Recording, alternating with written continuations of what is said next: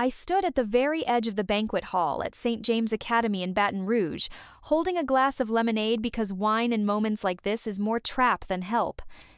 Laughter echoed through the room, medals jingled, and the buttons on the uniforms gleamed. Everything was perfectly polished, the floor, the manners, the script. On the stage stood my younger sister, Samantha, in full-dress uniform, shining like the cover of Military Life magazine. She was receiving the Distinguished Cadet Leadership Award, a prize every cadet dreams of. Her face, confident, slightly condescending, caught the light and attention effortlessly. I applauded, not fake, truly applauded. I knew how hard she worked, how she ran through the rain, crammed all night, tore muscles in training. Her victory was real, just not mine. Then Dad spoke. "We are proud of Samantha. She is the pride of our family, an honor, a true example." He turned to the table where I stood, almost hidden in the shadow of a column. "Unlike sometimes people are born who prefer screwdrivers and darkness instead of light and uniform." Laughter. Someone at the table swallowed awkwardly. Someone chuckled. I didn't move. Mom added loudly, theatrically, "Ruby could wear the uniform too, or at least a dress." Laughter again. And in that moment, I realized I wasn't just excluded. I was the joke. The punchline of the family show where everyone had their role. Samantha was the star. The parents wrote the script. And me? I was the awkward scene nobody wanted. I took a sip of lemonade and said nothing. Insidia, cold wave, not anger, number, something colder, like something inside me switched. "My name is Ruby Martin. I'm 34. I live in Jackson, Mississippi. I'm a stabilization systems engineer for drones. I designed a solution that saved soldiers' lives during last year's Arkansas flood. I never wear heels. I don't have special occasion outfits. Just reliable boots and a backpack with my laptop. I'm not glossy, but I am precise." And that evening, standing against the wall of that polished hall, I thought clearly for the first time. They think I'm a disgrace. Fine. Then let them see what their disgrace is capable of. No shine, no uniforms, just results.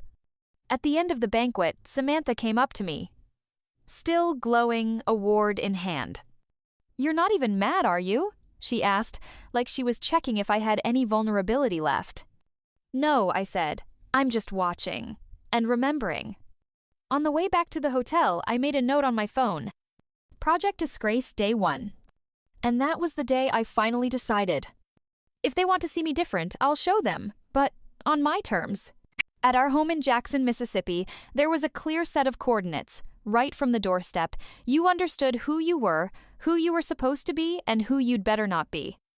A house that smelled of cornbread, reputation, and daily expectations. The family was classically Southern. Discipline, faith, tradition. Dad, a Marine Corps veteran, now teaching ROTC at the local school. Mom, a former nurse, now a homemaker and a master at controlling everything, from the family budget to emotions. And me, I wasn't about emotions, not about frills, not about ribbons. While Samantha played with dolls, I took apart old television remotes Uncle Jeremy brought me. He worked at a repair shop. I could sit for hours with a screwdriver, laying out microchips on the kitchen table. I read about the Cassini mission, while other kids got fairy tales. I was 10 when I first declared at dinner, "I want to work at NASA." Dad paused from his fried chicken and chuckled. "NASA, huh? Well, if they need someone to sweep the floors, maybe they'll take you." Mom didn't laugh. But she didn't argue either. She just said, "You're like you came from a factory, not a kitchen." Samantha sat with perfectly curled hair, wearing a peach-colored dress, poking at her beans with a fork. She was always the right one. School newspaper, dance, cadet training. Dad called her our star, and me, our worry. "One's the pride, the other's the worry," he repeated like a mantra. "You're quiet, Ruby. You're strange. Don't be first. Just don't get in the way." And I didn't get in the way, but I remembered. I remembered being placed to the side in family photos because Samantha's smile is prettier. How in 7th grade I won the science fair, but they baked a cake for Samantha. She had a dance at the Miss Junior Louisiana pageant. I remembered building my own bike from parts at a garage sale, while Samantha got a new iPhone that same day for her success in cadet ROTC. They called me difficult, unphotogenic, with attitude. But the truth was different. I just didn't fit in their pretty little box. I wasn't a ribbon. I was a bolt. And I still am. Only now I'm the one holding the whole structure together. I work in Austin at a company you can't even easily find on Google Maps. Officially, we develop dual-use avionics, but in reality, we're building stabilization systems for military drones. Serious business. Responsible work. Sometimes on the edge of moral dilemmas. But technically, it's beautiful. Pure engineering. My team engineers from MIT, veterans from DARPA, one brilliant guy from Korea who reads code like poetry. And then me, Ruby Myers, the girl from Jackson with a screwdriver and a memory full of grudges. I designed the communication interface between the operator and the drone. If the signal breaks, my system gives the machine intuition. Last Tuesday, an officer from a base in Arizona wrote in a report, "We avoided a $2.7 million crash because of her patch." That was my line. My signature in the code. But that same day, I got a message from Mom. "Are you coming on Saturday? Dad wants to carve the turkey with both daughters." And on Sunday, at the dinner table, while Samantha was talking about her new position at the Louisiana base, Mom asked me, "You're still in your gadgets?" I nodded, smiling. "Yes, still there." Dad added, as if checking, "Well, at least the pay is good?" I nodded again. Didn't say they approved me, RSU's worth $90,000. Didn't say my manager invited me to present our system at the Defense Innovation 2025 Expo in Washington. Why? To hear. Well, that's not a uniform, not service. So I joked. Said, "The main thing is not to explode." They laughed, and I chewed my pride with the potato casserole. I learned to hide my victories as skillfully as Samantha learned to march. Because in our family, there was an unspoken rule. If you don't fit the mold, just don't tell anyone. But you know what's strange? I kept following that rule. Until that very evening at the academy, when Samantha was awarded the medal, and Dad said, looking around the room, "We're proud of her, unlike some." And then I realized, if you're going to be the shame anyway, maybe it's time to stop whispering. I wasn't supposed to be there. I mean, technically, I could be. It was an open reception after the awards ceremony, and Samantha, by the way, had said, "If you're in town, you can drop by. It's all military people, though. Probably not your thing." I was in town. Had been part of Samantha's life since her very first marching step. And I knew, if I didn't show up, I'd get the silent, "See? She doesn't support." And if I did, I'd be out of place. So I came, in a black ankle-length dress, minimal makeup, just a person. Not in uniform, not in the hierarchy. In the Marriott Hotel lobby on the Baton Rouge waterfront hung a big banner, "Gulf Honor Night Celebrating Excellence in Service." Samantha was on the poster. Fifth from the right, smiling perfectly. I walked into the hall, already crowded with people, stars, epaulets, medals, composure. Everyone was taking their seats at tables. Mom spotted me first, smiled, like politely greeting an acquaintance at the supermarket. "Oh, Ruby's here. Well, sit somewhere, by that column." The table by the column was closer to the tech staff than the stage. An older woman in a suit with a badge logistics sponsor and a guy who looked like an IT guy were already there. I didn't argue. Saturday down. Watched Samantha confidently talk with the commander, saw Dad shining with pride. For a second, I even felt happy for her. She looked genuinely joyful. Then a waiter came up to me. "Miss Myers, chicken or vegetarian?" I smiled. At least someone knew my name. During the mayor's speech, I sneakily checked my email. There was a message from DARPA. An invitation to present a talk on applying my algorithms in intelligence systems. A $145,000 grant offer. I looked at the stage.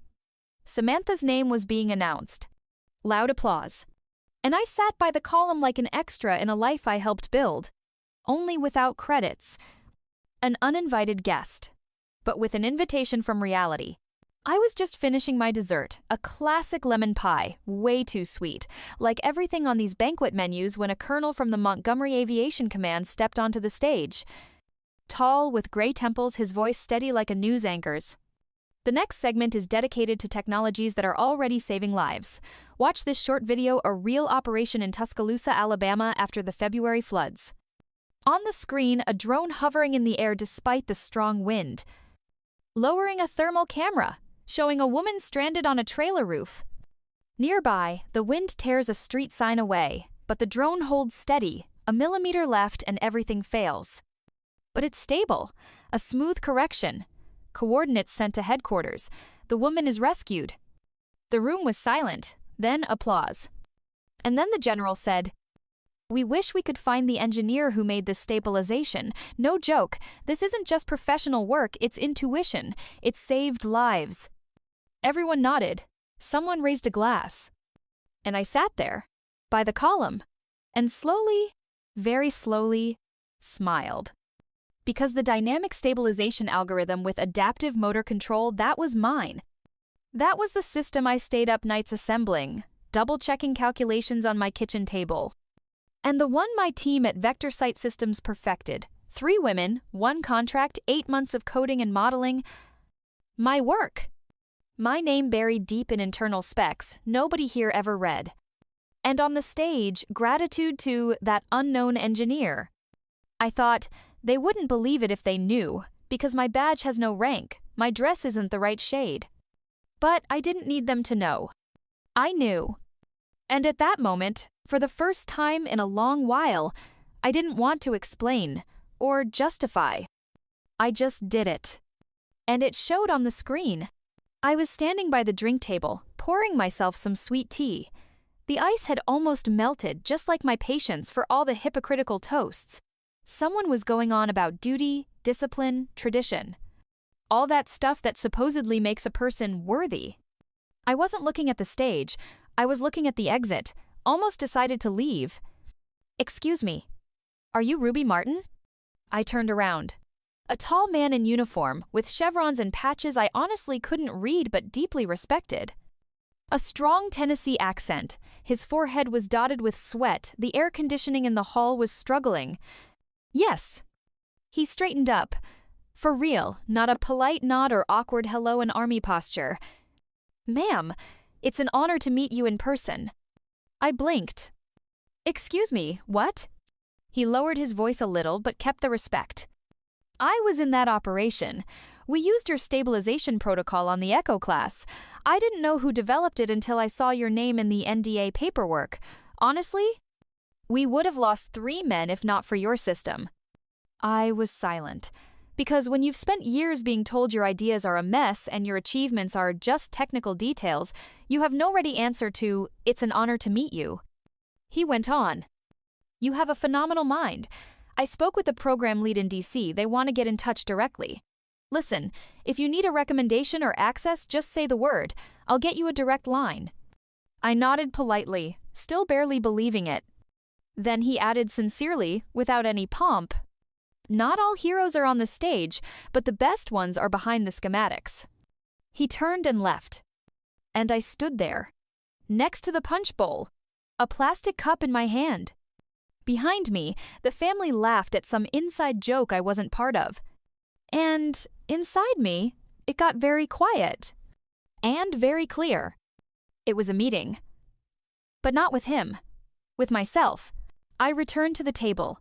The commander had already left, but his words still vibrated inside me, like a hum beneath my ribs. For the first time in a long while, I didn't feel like an outsider. I felt needed. But no sooner had I sat down than it started. Mom leaned toward me with that look, like I'd forgotten to turn off the stove. "Are you serious? He came up to you? Just like that?" Dad smirked. "Most likely, he just wanted to be polite, didn't want to embarrass himself in front of everyone, and you, as usual, overthought it." Sam sighed quietly. "Ruby, you know how you dramatize. Just don't make a drone out of a fly, okay?" A drone. At least my sister has a sense of irony. I stayed silent. till I felt even my breathing became foreign in this circle again. Then I carefully took an envelope from my bag. Standard, white, thick, sealed. I unfolded it and placed it right on the tablecloth. This isn't made up. It's an official letter from the Department of Defense, signed by Major Travis May, thanking me for my contribution to the rescue drone program. For how my calculations helped prevent casualties in Albertville, Alabama in February. They were silent. I pointed to a line. We extend our gratitude to engineer Ruby Martin for developing and integrating the adaptive stabilization protocol used in Operation Rescue Dawn, which directly contributed to the preservation of life. Then I looked at them. They don't thank for hardware, only for saved lives. Mom glanced at Dad. He cleared his throat. Well, even if that's true, it's no reason to behave so defiantly. We're just not used to you being in the spotlight. Don't worry, I said calmly. I'm not in the spotlight. I'm just no longer on the sidelines. And in that moment, I saw something new in their faces, not irritation, but confusion. Because the one who'd been taught for years not to stand out suddenly became too loud just by being herself. 2 days after the banquet, I woke up to the vibration of my phone. At first, I just wanted to turn off the notifications, but then I saw the number 147K views, and a flood of messages with words I'd never heard before, not from my family. But first, there was the video. I recorded it at night, sitting in my workshop in Baton Rouge. No makeup, hoodie on, glasses, a circuit board in my hands. I set the camera on the table and said, "Hi, my name is Ruby Martin. I'm a stabilization systems engineer. If you've seen drones saving people, chances are you've seen my work, but not me." I paused a little, then added, "Not all heroes wear uniforms. Some wear glasses and carry soldering irons. You might not be invited to the banquet. You might be seated on the edge. But remember, heroes aren't costumes or titles, they're results. And if you are the result, you've already won." I barely looked at the camera. I just spoke. And now I'm reading the comments. They told me I was too tomboyish for mechatronics.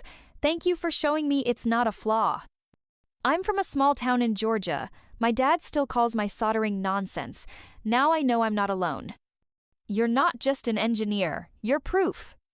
I sat there scrolling through these messages, thinking, all this time I was trying to fit into someone else's definition of femininity, success, decency. But I'm not a comparison to Samantha. Not version 2.0 of her bows and medals. I am the result. And I'm saying it out loud. And if before I thought I was ashamed to my family, now I know. Maybe I don't meet their expectations. But I definitely meet my mission. The conference was held in Houston, in a huge glass hall where last year the vice president of Lockheed Martin had spoken. And now it was me, Ruby Martin, the girl whose soldering iron was taken away as a kid because you can't ruin your hands. They handed me a badge that read, Lead Engineer Defense Stabilization Systems. I pinned it to my blazer, not a dress, not a blouse. A blazer I chose myself, without my mom's or sister's approval. When I stepped onto the stage, a slide appeared with the headline, From the Margin to the Core, Stabilization, as Lifeline Technology. And underneath my name, in big letters. I held the microphone and didn't feel a tremor. I talked about algorithms, southern terrain, how weather affects drones in a way that even people without a technical background were listening. And then at the end I stumbled a bit, paused, and said, Sometimes you're called a disgrace, but that doesn't mean you are. It just means they're afraid they won't understand. I wasn't trying to take someone else's place. I just created my own. The room was silent. Then, applause. I knew my family was watching the live stream. My sister Samantha wrote in the family chat, "Oh, Ruby's speaking today. Shall we tune in?" Before that, they hadn't mentioned my work once. I didn't see their faces at that moment, but I knew for the first time they heard not just an engineer, but me. Fully. Without a filter. Not at the edge. Not on the sidelines. Not on drafts or signatures for others. Now I was at the table. Because I built it myself, from scratch, from those very parts they once called Nonsense. And I might not have been wearing sequins. But on the screen, my name shone brighter than any dress. I was driving back home to Jackson, Mississippi, the same road where I once felt small and invisible. On the porch, Samantha was already waiting for me. Her gaze was sincere, without the usual hint of arrogance. "Ruby," she said softly. "I was wrong. You're not the shame of our family. You're an example." I looked her in the eyes and smiled without bitterness. "I wasn't waiting for an apology, Samantha, and I never demanded one. I just stopped needing it. It was our quiet victory, not words, but understanding." A week later, I hung a sign on the door of my lab. "Built quietly, standing loud." It was my message not just to my family, but to everyone who's ever been unseen, underestimated, or called a disgrace. Because real disgrace isn't being misunderstood or rejected. Real disgrace is ignoring the contribution you've made, ignoring the voice that quietly but persistently changes the world. And now I know. I didn't need to prove my worth to those who didn't want to see me. Believing in myself was enough. I am an engineer, a creator, a woman who stood up not because she wanted to be better than others, but because she knew she could be better for herself. And now I stand. Loudly.